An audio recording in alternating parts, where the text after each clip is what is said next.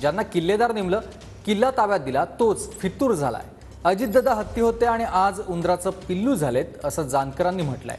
अजित पवारांना मीच पक्षातून काढू शकतो, उत्तम जानकर यांनी अजित पवारांवर हल्लाबोल केलेला आहे। आज परकीयाने आक्रमण केलेलं नाही, स्वकीयाने आक्रमण केलेलं आहे। ज्यांना किल्लेदार म्हणून नेमलं, त्यांच्या ताब्यामध्ये हा किल्ला दिला होता आणि तोच माणूस जर फितूर झाला तर मात्र या मतदारसंघाला प्रचंड मोठा एक धक्का बसला।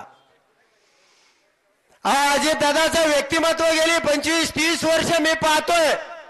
अजितदादा हत्ती होता, आज उंदराचं पिल्लू झाल्यासारखं वाटत नाही का?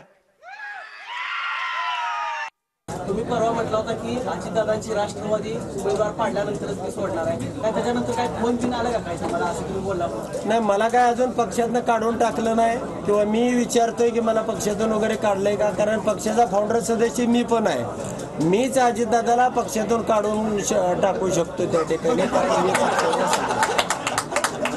कार्यकर्त्यांची सगळी नाराजी निघाली। जर ते पवार साहेबाला अजितदादा काढून टाकत असतील तर उत्तम जानकर अजित पवाराला काढायला अडचण काय?